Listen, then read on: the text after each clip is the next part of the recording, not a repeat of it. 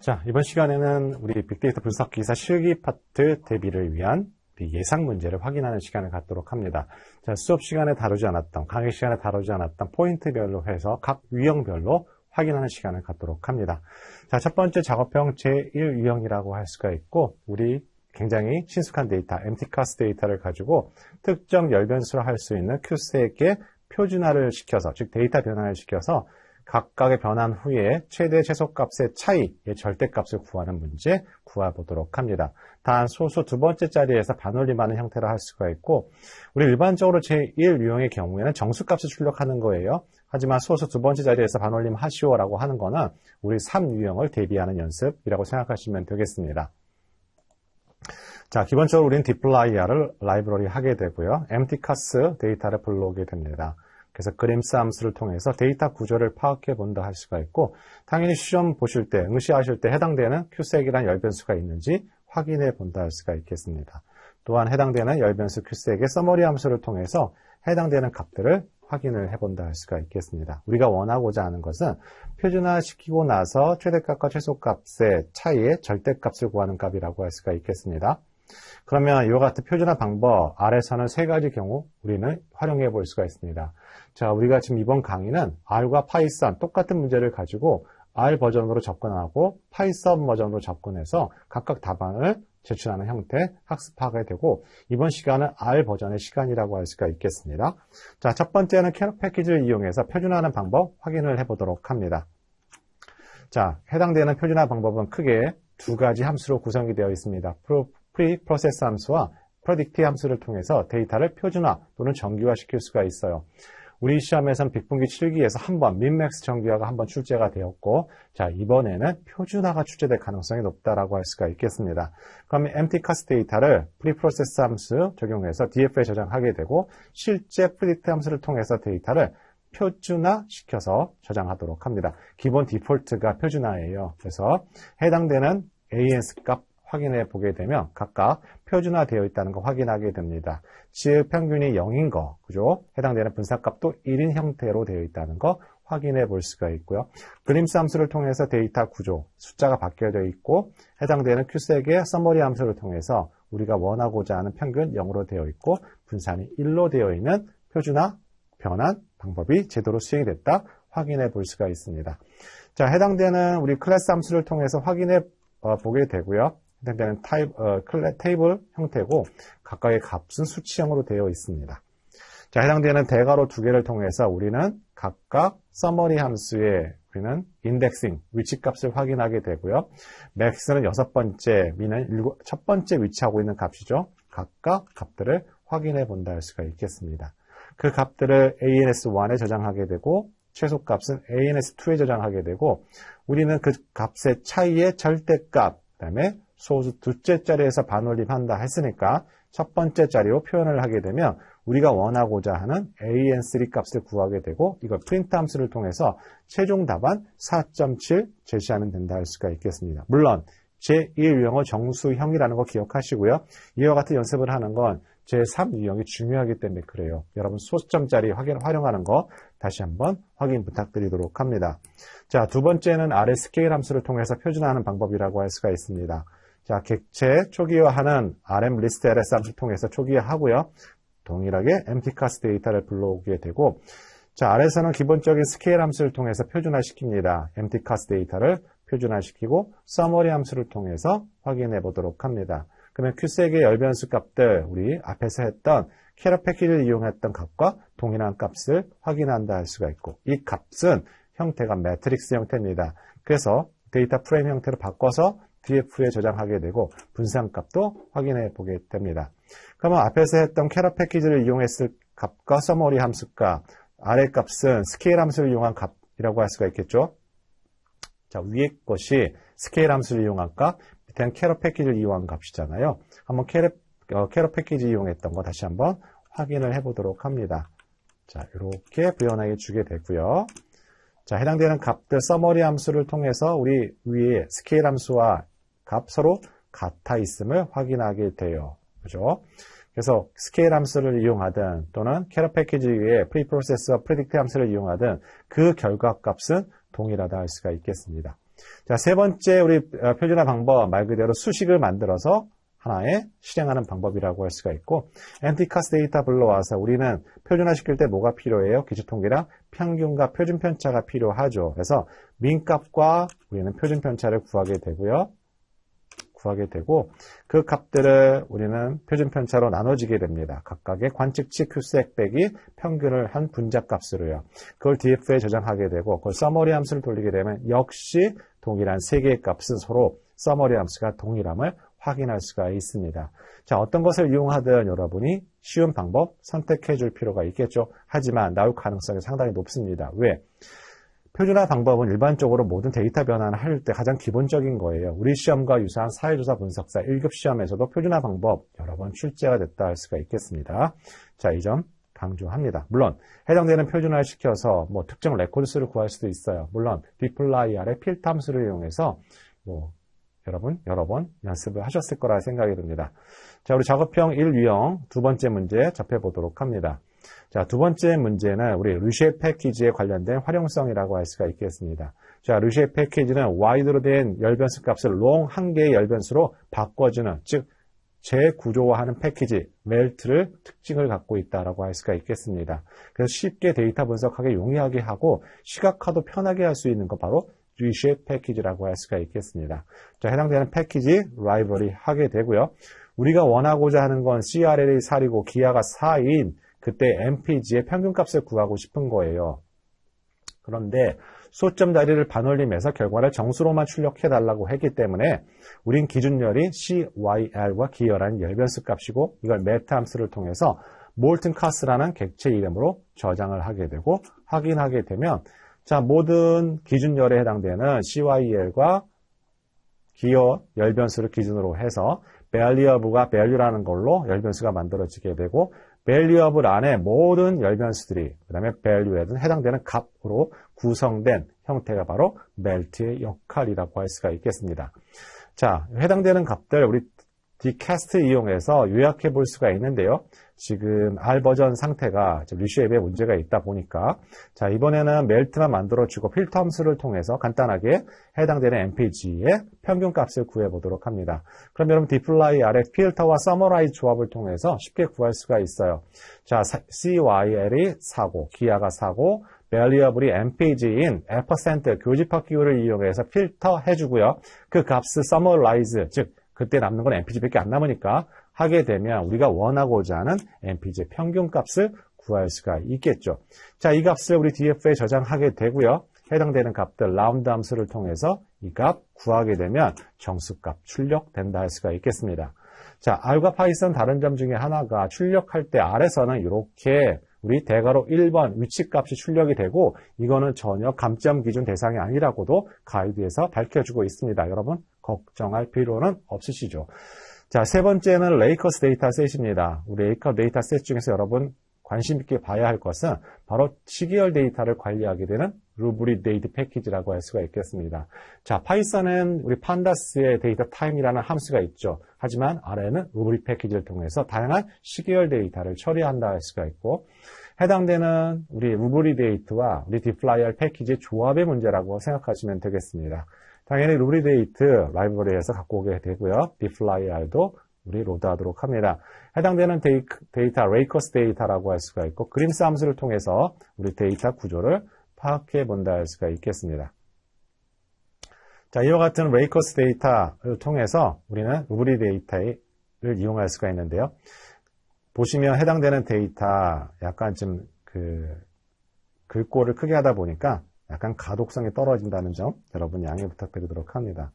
자, 그래서 해당되는 우리 하나의 파생 변수를 만들도록 할게요. 뮤테이트를 이용해서. 자, 데이트란 변수를 만들고 이 변수는 각각 데이트와 타임을 서로 붙인 것이다. 하지만 표현 형식은 year, month, day, 그 다음에 hour, 시간으로 표현을 해달라. 이건 다 루브리 데이트가 되기 때문에 사용할 수 있는 기능이라 할 수가 있고 그 열변수 이름을 우리는 뭐로 바꾼다? time under index로 바꾸게 되고 우리 해당되는 time이라는 것은 쓸데없으니까 select 마이너스를 붙여서 제외하게 되고 그걸 레이커스에 저장을 하도록 합니다. 그래서 그림스 함수를 통해서 데이터 구조, 열변수가 만들어져 있는 거 확인하게 되고요. 우리가 필요로 하는 건 뭐예요? 해당되는 데이터 이어만 필요한 거잖아요. 그죠? 2008년도를 우리는 그룹 바이를 통해서 우리는 요약해 볼 수가 있습니다. 말 그대로 그룹 바이 서머라이 조합이라고 할 수가 있는데요. 문제에서 뭐라고 했나요? 결집값을 제외해 달라고 했습니다. 그래서 평균을 구할 때 결집값이 있으면 당연히 계산이 안 되죠. NA.RM 추출하는 옵션을 넣고 평균값을 구해서 그 값을 min x 또는 y를 min y로 구해서 우리는 그 값들을 확인해 볼 수가 있습니다. 또한 이와 같은 값을 우리는 df 객체에 저장하게 되고 이와 같은 대괄호 인덱스를 통해서 두 값을 합할 수가 있고 그 결과를 프린트 함수로 하게 되면 우리 그 결과값은 정수로 출력이 되는 것이죠.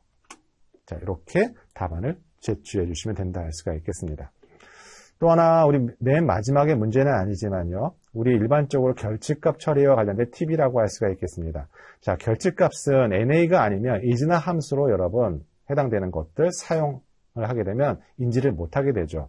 자, 그럴 때 우리는 필터 함수를 이용해서 우리 빈칸 해당되는 이 관련된 부분을 우리는 추출할 수가 있습니다. 한번 확인해 보도록 할게요. 자, 해당되는 데이터 프레임을 하나 만들어 봅니다. 각각 NA는 결집값을 의미하게 되고요. 그걸 MDF3에 저장하게 됩니다. 글림스 함수를 통해서 확인해 보고요. 다시 데이터 구조 파악해 보면 우리 ID 열변수의 NA 결집값이고요. 네임에 NA가 2개 있고 젠더에는 3개가 있음을 확인해 보게 됩니다. 당연히 콜썸스 is나 함수를 통해서 열변수의 개수, 결집값의 존재를 확인해 볼 수 있는데요.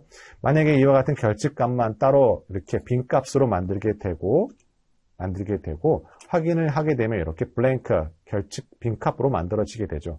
하지만 얘는 NA가 아니기 때문에 콜썸으로 잡아낼 수가 없습니다. 자, 이런 경우에는 결집값을 어떻게 확인한다? 그냥 필터 함수를 통해서 %in %c 중에서 해당되는 값이 한 공란을 만들어져 있는 빈칸이거나 아예 공란이거나 이 기호를 통해서 우리는 추출을 할 수가 있어요. 그죠? 이렇게요. 또한 이 개수를 구할 때 해당되는 equal 형태로 통해서 우리는 sum 함수를 이용해서 과연 이와 같은 빈칸으로 몇 개가 되어 있는지 젠더가 확인할 수도 있고요. 또는 dply의 count 함수를 통해서도 젠더에 해당되는 빈칸이 몇 개, 개수가 몇 개인지를 확인할 수 있다는 거, 여러분 포인트라는 거 여러분 기억해 주시면 되겠습니다. 자, 우리 작업형체의 유형을 확인해 보도록 합니다. 우리 문제풀이를 하기보다는 해당되는 캐럿 패키지의 활용성에 대해 초점을 맞춰 주시면 되고요. 두 번째는 전처리와 관련된 부분이에요. 분류나 회귀 모형을 만들 때 전처리를 했을 때와 하지 않았을 때 얼마만큼의 평가 지표의 변동이 있는지 확인하는 시간을 갖도록 하겠습니다. 자, 일반적으로 우리 분류나 회귀 모형 모형을 만들 때는 당연히 캐럿 패키지를 R에서는 이용하게 됩니다. 캐럿 패키지 안에는 train 함수와 해당되는 train control 함수를 통해서 우리는 해당되는 분류나 회귀 모형을 만든다고 할 수가 있고 하나하나 확인을 해보도록 하겠습니다.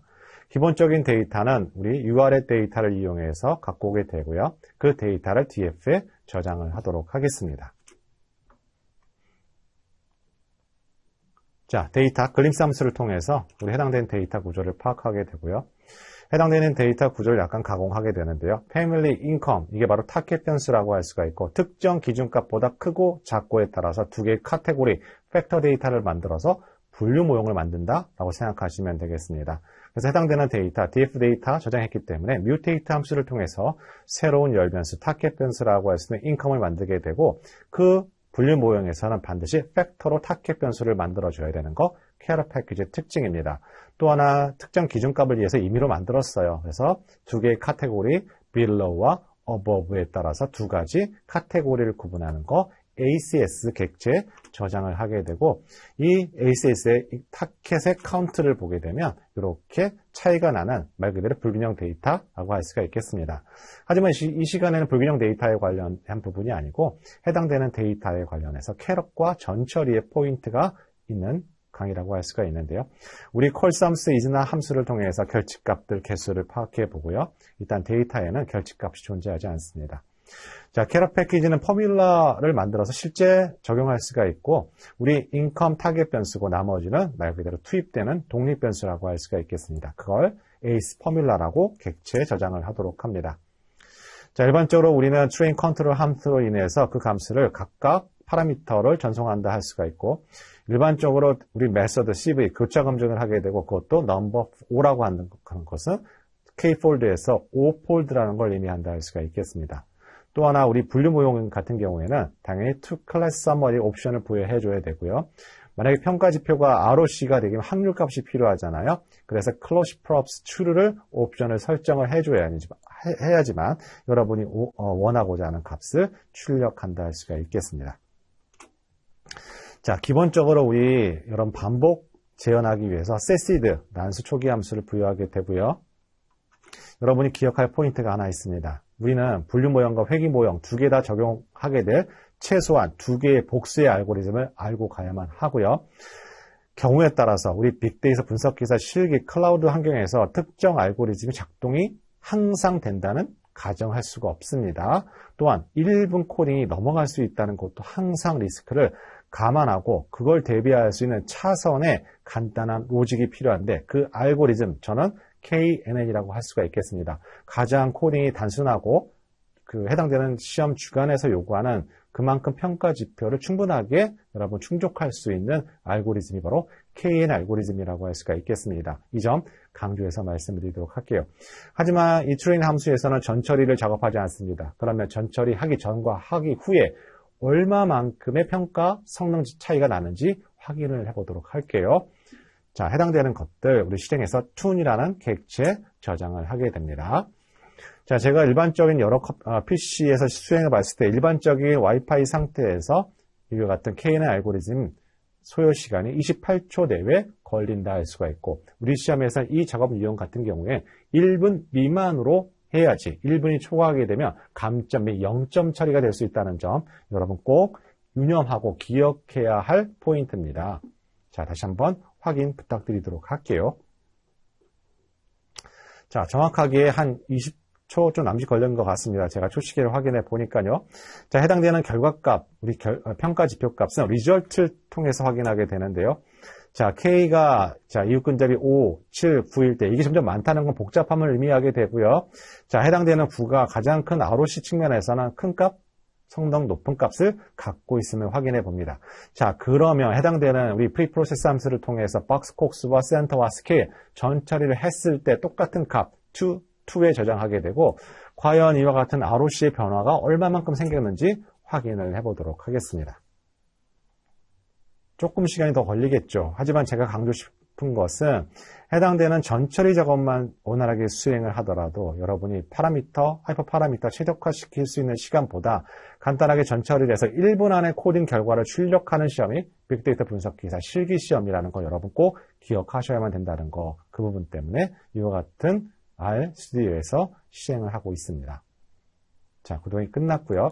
조금 더 걸렸습니다. 그죠? 어쨌든 간에 우리는 40초의 모든 코딩을 이 유형 같은 경우에는 결과물을 확인해 볼 수 있어야 되고요. 과연 ROC 어느 정도 평가가 있는지 한번 확인해 보도록 할게요. 서로 비교를 해보게 되면 약간 점수, ROC 성능의 변화가 있음을 확인해 본다 할 수가 있겠습니다. 오히려 이런 방법이 훨씬 더 강조되고 요구하는 시험이 우리 빅데이터 분석 기사 실기 파트라는 점이라는 거 여러분 확인 부탁드리도록 하고요. 그러면 이와 같은 방법을 과연 랜덤 포레스트를 이용해서 했을 때 여러분 우려할 수 있는 부분이 발생할 수가 있습니다. 일반적인 환경에서 50초 안에 실행이 됐다 하더라도 실제 빅분기 환경에서는 그걸 장담할 수가 없어요. 또 그걸 해당되는 알고리즘 탓으로 돌려서 어떤 시험 주관 하는 쪽에 이의 신청할 수도 없습니다. 따라서 항상 차선책, 대비책을 갖고 시험에 응하는 거 굉장히 중요한 포인트입니다. 자, 랜덤 포레스트 시행을 해보도록 합니다.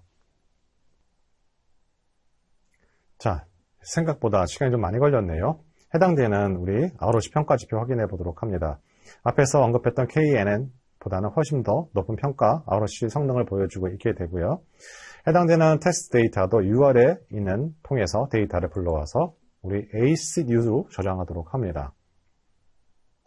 자, 해당되는 데이터 구조 파악해 보도록 하고요. 자, 해당되는 우리 만들어진 분류 모형 값을 이용해서 튠1과 튠 예측을 해보게 됩니다. 타입이 로우에 따라서 카테고리로 예측하느냐 또는 플롯 함수 옵션을 통해서 확률 값으로 예측하느냐와 달라진다라고 할 수가 있겠습니다. 자, 그러면 우리 참고사항으로 우리 굉장히 XBoost가 성능이 좋다고 얘기를 하는데 참고사항으로 한번 확인을 해보도록 하겠습니다. 자, XBoost에 관련된 우리 파라미터 최적화는 보통 7개 정도 구성이 되게 된다 할 수가 있고, 자, 7개를 이미 세팅을 해놨고요. 한번 XGBoost를 통해서 해당되는 ROC 평가 지표를 좀 확인하는 시간을 갖도록 할게요. 자, 이건 참고용으로만 여러분 해주시면 되겠습니다. 자, 결과값들 확인해 보도록 합니다. 자, ROC 값만 확인해 보게 되면 확실히 앞에 나와 있는 우리 값들보다, 지금 랜덤 포레스트보다도 훨씬 더 성능은 잘 나왔어요. 항상 이와 같은 결과가 적용되는 건 아니고 해당되는 데이터는 확실히 XGBooster가 훨씬 더 높은 성능 지표를 갖고 있다는 거 확인해 볼 수가 있습니다. 자, 중요한 것은 우리 해당되는 1분 제한 코딩이 있다는 게 굉장히 중요한 포인트예요. 따라서 간결한 코딩이 필요하게 되고요. 오히려 최적화시킬 수 있는 파라미터 값을 넘으로 인해서 굉장히 시간이 많이 걸리게 되면 감점 요소가 될 수 있다는 거 여러분 유념하시는 거 중요한 포인트라고 생각하시면 되겠습니다. 자, 마지막 제3유형이라고 할 수가 있겠습니다. 자, 제3유형은 우리 해당되는 특정 통계적 가설 검정이라고 할 수가 있고 반드시 p-밸류 값과 t-통계량을 요구할 수가 있고 그에 따른 의사결정을 하게 되는 규모가설 기각과 채택이 예상되는 답안이라는 거 다시 한번 강조 말씀드리도록 합니다. 자, 해당되는 데이터는 우리 기본적으로 C 드라이브 밑에 데이터란 폴더를 생성해주고 그 데이터의 경로는 데이터 1.cs 파일을 넣은 상태에서 진행을 한다라고 할 수가 있겠습니다. 기본적으로 이 문제에서는 각각 규모가설과 대립가설이 설정이 되어 있고 제가 예상컨대 등분산성도 역시 해당되는 포인트로 등장할 가능성이 높다라고 할 수가 있겠습니다. 자, 해당되는 가정조건 등분산성은 만족한다고 했어요. 자, 그런 경우 우리 독립해본 t-테스트를 했을 때 p-밸류 값을 입력하시오 라고 하게 되고 특히 p-밸류 값이라는 것은 소수점 이하짜리로 상당히 많이 발생하게 되고 반올림에서 소수 몇 개짜리까지 출력하라, 이 답안을 입력하라는 것이 예상 답안 문제라고 할 수가 있겠습니다. 자, 해당되는 객체 초기화를 하게 되고요. 데이터를 불러와서 DF에 저장하게 됩니다. 그래서 디플라이 로드하게 되고 글림스 함수통해서 데이터 구조를 파악해 봅니다. 자, 중요한 건 해당되는 t-테스트를 통해서 종속 변수 물결 모양과 독립 변수로 만들어진다 할 수가 있고 중요한 포인트 옵션 중에 하나가 바로 등분산성이 만족한다라고 하는 거 여러분 꼭 기억하셔야 되고 이 옵션을 추가하지 않으면 유의 확률 값이 바뀌게 됩니다. 해당되는 값, 우리 p-밸류 값을 얻게 되고요. 이 값의 소수, 우리는 둘째 자리까지 우리는 확인하면 되는 것이죠. 라운드 함수를 통해서 결과값을 출력하게 되고 자, 이와 같은 것을 우리는 빅분기 실기 환경에서 확인하게 되고 이 값을 우리는 실제 답안 유형에서 입력 값으로 집어넣고 제출하게 되시면 여러분 득점하게 되는 것이 작업형 제3 유형이라고 할 수가 있겠습니다. 자, 해당되는 p-밸류를 봤더니만 0.05보다는 상당히 크고 따라서 규모가설을 채택하게 되시죠. 그래서 채택이라는 단어를 여러분 실제 입력하게 되고 답안을 제출하는 형태가 바로 3유형이라는 거 강조 말씀드리도록 합니다.